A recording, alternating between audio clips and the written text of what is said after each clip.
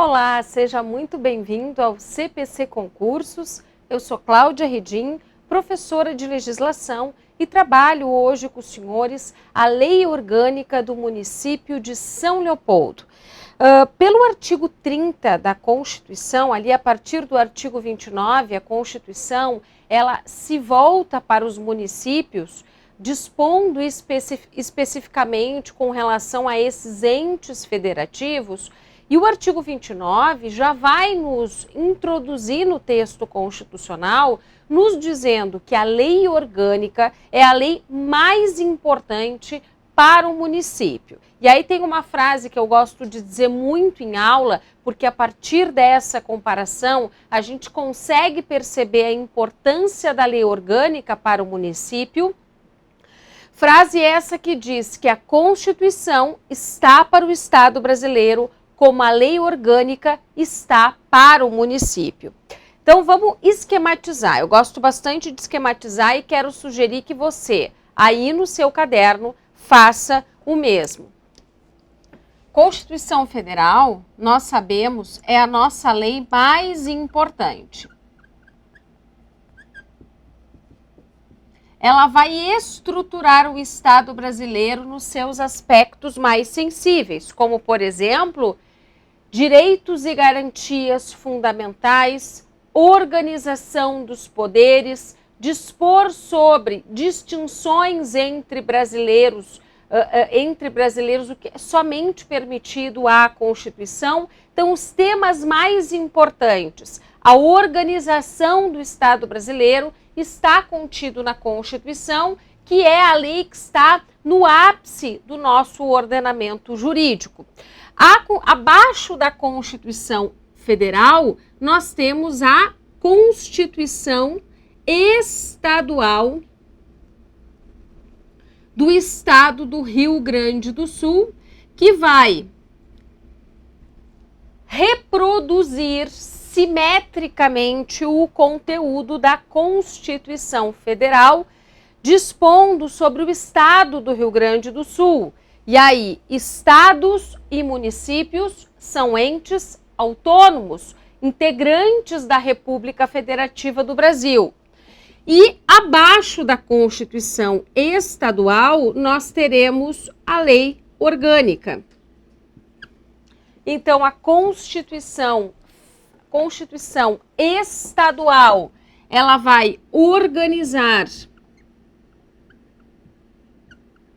o Estado do Rio Grande do Sul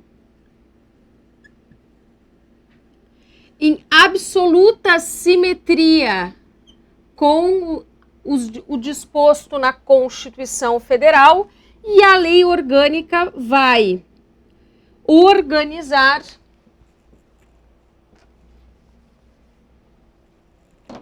o município de São Leopoldo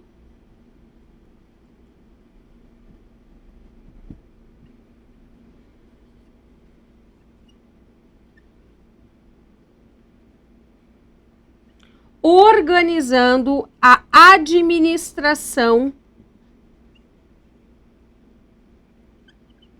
pública municipal e dispondo, inclusive, sobre os poderes legislativo exercido pela Câmara de Vereadores e executivo chefiado pelo prefeito e vice. A lei orgânica deve necessariamente guardar simetria e coerência com a Constituição Estadual e a Constituição Federal. E é por isso que, ao longo do nosso estudo, a gente vai o tempo inteiro resgatar dispositivos da Constituição, porque em alguns pontos a lei orgânica vai reproduzir o texto constitucional, mas não em todas as suas partes. Por quê? Porque a lei orgânica, em se tratando de uma lei que organiza o município, vai dispor sobre o interesse local. E essa palavrinha ela é bem importante, porque ela está lá na Constituição, no artigo 30. Porque a Constituição vai dizer que é competência dos municípios legislar e dispor sobre questões de interesse local. E essa expressão nós vamos, inclusive, perceber na redação dos artigos da lei orgânica ao longo dessa lei municipal, que é a lei mais importante.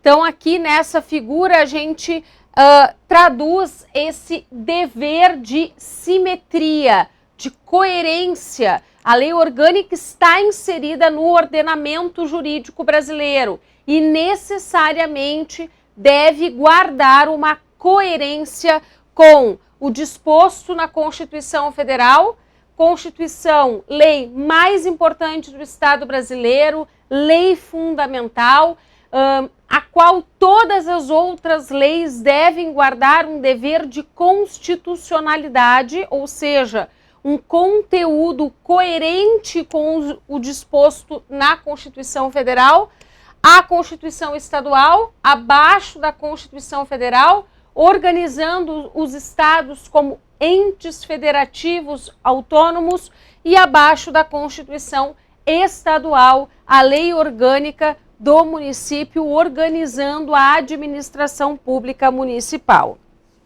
E é isso que esse esquema aqui, ele traduz. A lei orgânica municipal tem como objeto, e isso pode vir numa questão da tua prova, né?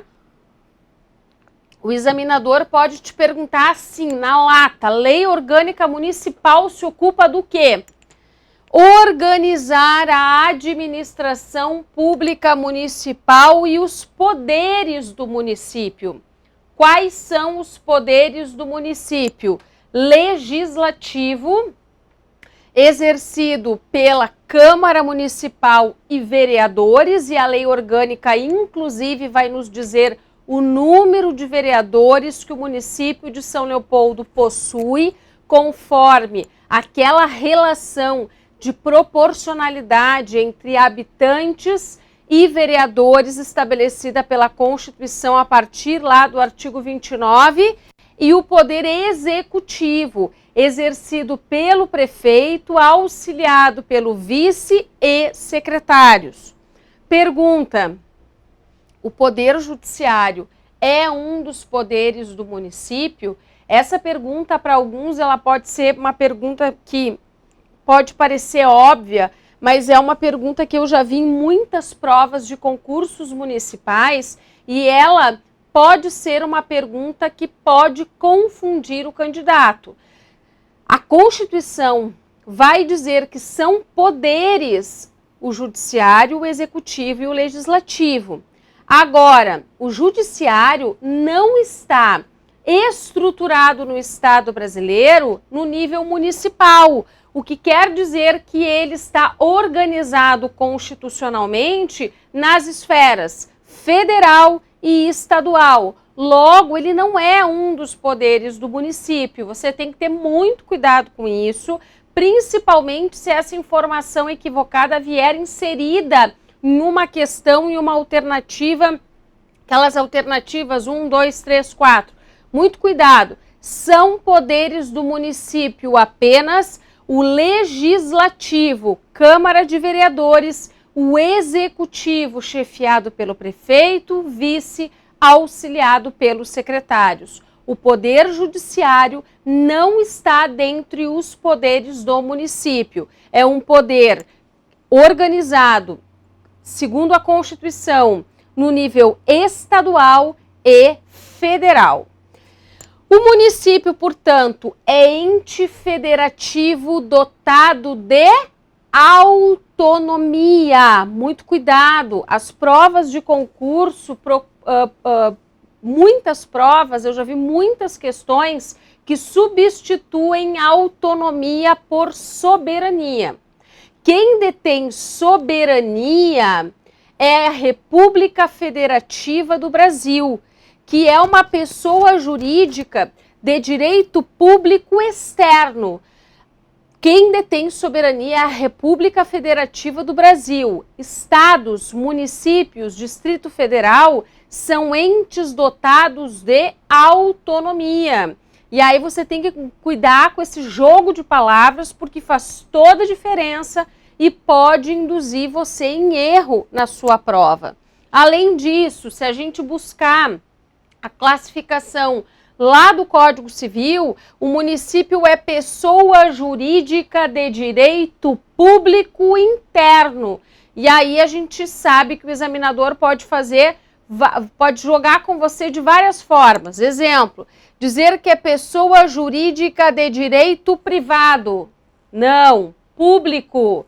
Pessoa jurídica de direito público externo. Não, interno. Ente federativo. Dotado de soberania? Não, dotado de autonomia. Então, essa classificação para fins de prova também nos interessa, porque ela vai aparecer ao longo da lei. Município, portanto, é pessoa jurídica de direito público interno, dotada de autonomia. E essa autonomia, né, uma pergunta muito clássica de concurso é: como o município exerce a sua autonomia? Ok, já entendi. O município é ente federativo dotado de autonomia e não soberania. Mas o que isso quer dizer? Como o município exerce a sua autonomia? Nessa tríplice capacidade: capacidade de auto-organização, autogoverno, autoadministração e autolegislação. Quando eu falo que o município possui uma capacidade de auto-organização, ele irá organizar-se a partir de sua lei orgânica. E aí, por mais singela que possa parecer, algumas questões tentam te confundir dizendo: o município se organizará por sua Constituição. Não, lei orgânica. Autogoverno é a capacidade do município de eleger o chefe do seu poder executivo e legislativo. Acabamos de ver que são poderes do município, o poder legislativo e o poder executivo. Então, autogoverno que se traduz na capacidade do município de eleger prefeito, vice-prefeito e vereadores. Autoadministração e autolegislação, algo que eu já mencionei aqui no nosso esquema, a própria Constituição irá atribuir aos municípios a capacidade para legislar sobre assuntos de interesse local. E chamei a sua atenção justamente para essa expressão, interesse local. Se ela vier na tua prova, fica ligado, porque a prova está repetindo uma competência constitucional. Então, a autonomia, ela se desdobra em auto-organização, autogoverno, autoadministração e autolegislação. E aí a gente vai para o texto da lei orgânica, por quê? Porque por mais, entre aspas, chato que possa parecer, o que vai cair na tua prova é a literalidade da lei orgânica. E aí a gente vai organizar aqui um estudo tentando lançar sobre essa letra da lei o olhar do examinador. Eu trago aqui uma experiência de análise de provas anteriores. A gente sabe o que a banca, pela repetição, né, dos concursos e das provas, o que o examinador e as bancas costumam cobrar mais. E a gente vai lançar esse olhar criterioso sobre a letra da lei, buscando destacar aquilo que o examinador pode alterar para te induzir em erro, ou que o examinador pode te exigir a título de memorização. E aí não vale pegar a lei orgânica e marcar todo o artigo. Isso não é um estudo com qualidade. A gente precisa fazer um estudo por palavras-chave, a gente precisa marcar aquilo que é essencial no artigo e aquilo que vai ser cobrado. porque as leis orgânicas elas costumam ser leis extensas e por isso a gente precisa otimizar o estudo e tornar ele eficiente. Por quê? Porque tempo ele é escasso, então a gente precisa, a gente não vai poder, né, num edital que nós temos inúmeras leis, fazer muitas leituras da lei orgânica. Então vamos tornar esse estudo eficiente.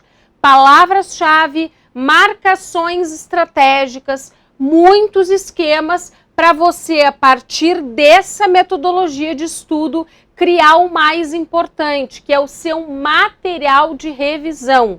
É a partir das revisões que você vai transportar este conhecimento para a sua memória de longo prazo. E aí a gente sabe que estudos científicos nos dizem que revisões elas devem ser sistemáticas, né? De tempos em tempos eu tenho que revisar, só que eu vou revisar a partir da minha esquematização, a partir das minhas marcações estratégicas na lei.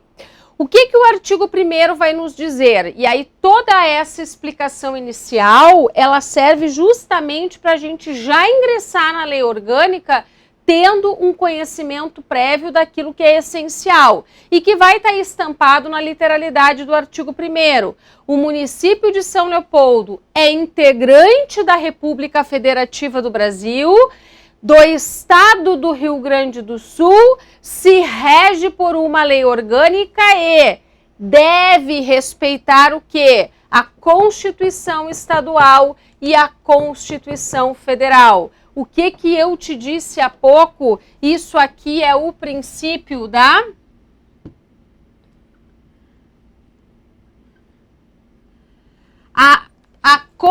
A lei orgânica deve, vou botar de uma forma mais simples, guardar coerência, deve guardar sincronicidade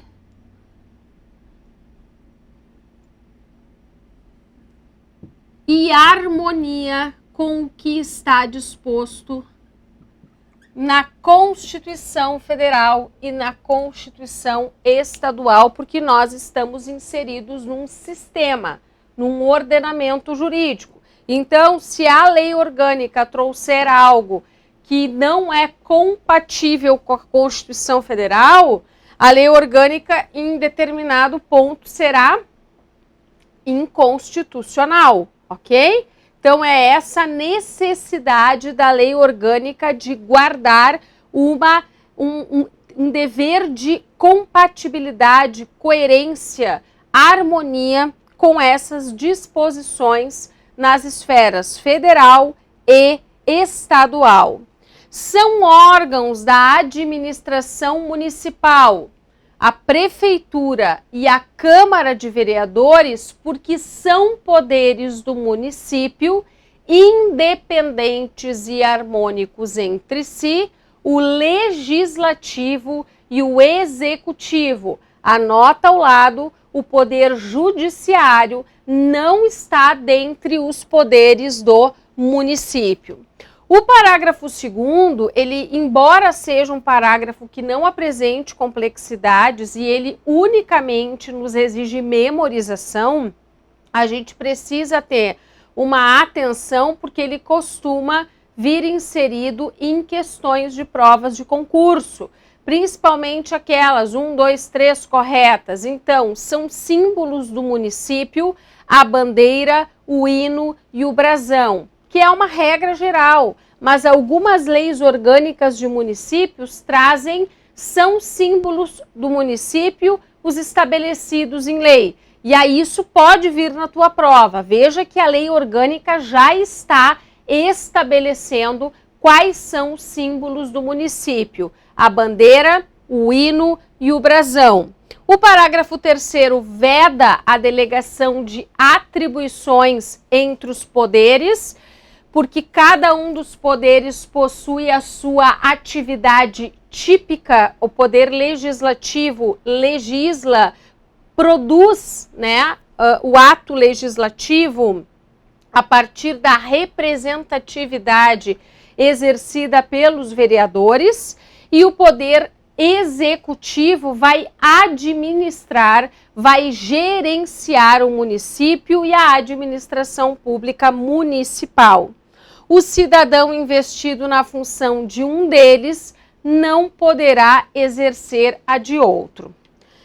Todo poder emana do povo, que o exerce por meio de representantes eleitos ou diretamente nos termos da Constituição Federal, Estadual e dessa lei orgânica, conteúdo de um dos primeiros artigos da Constituição e que nos indica a origem do poder. Estamos numa democracia, um Estado democrático de direito, que é um Estado de direito ao qual se associa o princípio democrático de participação do cidadão na vida política do seu Estado. Por isso, a lei orgânica, reproduzindo um comando constitucional, nos indica a origem do poder.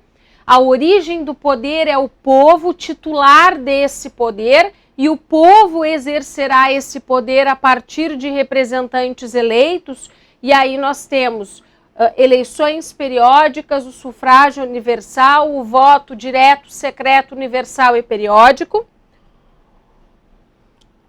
E nós veremos ao longo da lei orgânica, inclusive, esse exercício de participação do cidadão na vida do município, pelo plebiscito, pelo referendo, pela iniciativa popular.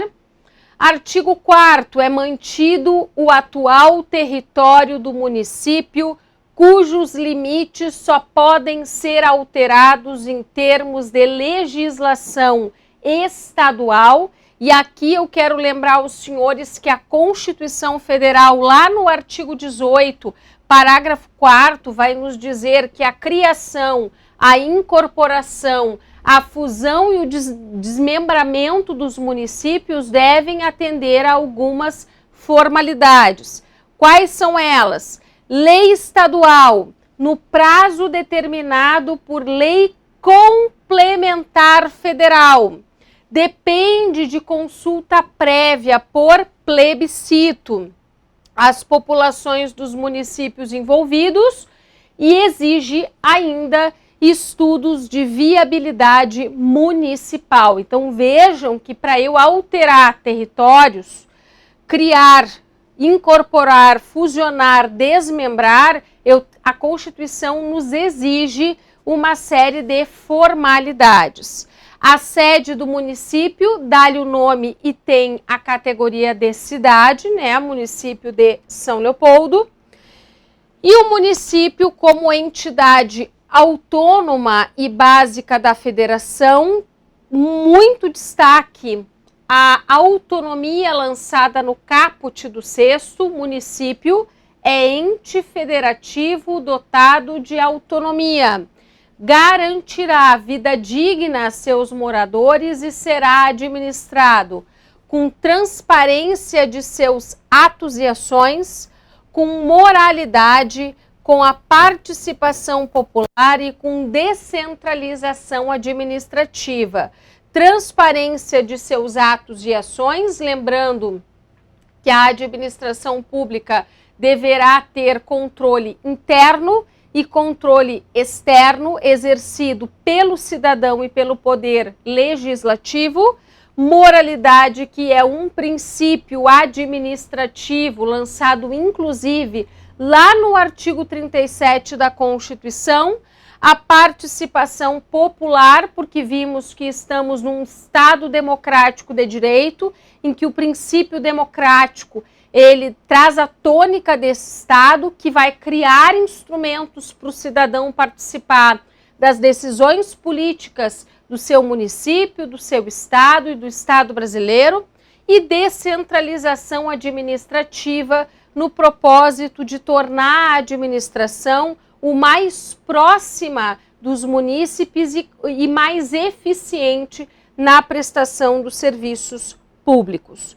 O parágrafo único é uma questão que eu disse aos senhores que ela é uma questão clássica de concursos municipais. Ela é bastante cobrada e que, de certa forma, nós já vimos. Como o município exerce a sua autonomia. Como a autonomia do município é expressada? Eleição direta dos vereadores que compõem o Poder Legislativo Municipal, eleição direta do prefeito e do vice-prefeito que compõem o Executivo, e a administração própria, e cuida lá aquela expressão final, interesse local e peculiar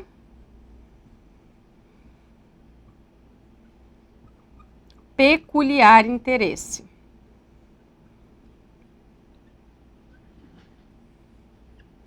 Que são duas expressões bem importantes e que indicam esta competência do município para questões locais de seu interesse. Então, o município exerce a sua autonomia pela eleição direta do legislativo, eleição direta do executivo e administração própria no que respeita ao seu peculiar interesse. São objetivos fundamentais do município. O que o município pretende a partir da sua gestão? Construir uma sociedade livre, justa e solidária, o que também é uma reprodução do texto constitucional, erradicar a pobreza, a marginalização e reduzir as desigualdades sociais nas áreas urbana e rural, promover o bem de todos sem preconceitos de origem, etnia, sexo, gênero, cor, idade e outras formas de discriminação, o que também é reprodução do texto constitucional. A Constituição Federal, ela traz um elenco de direitos e garantias fundamentais e coíbe qualquer tipo de discriminação, consagrando o respeito à pluralidade e diversidade. Então, esses são os objetivos fundamentais do município, e chama a sua atenção no estudo que a gente está destacando exatamente o que nos interessa para fins de memorização de prova.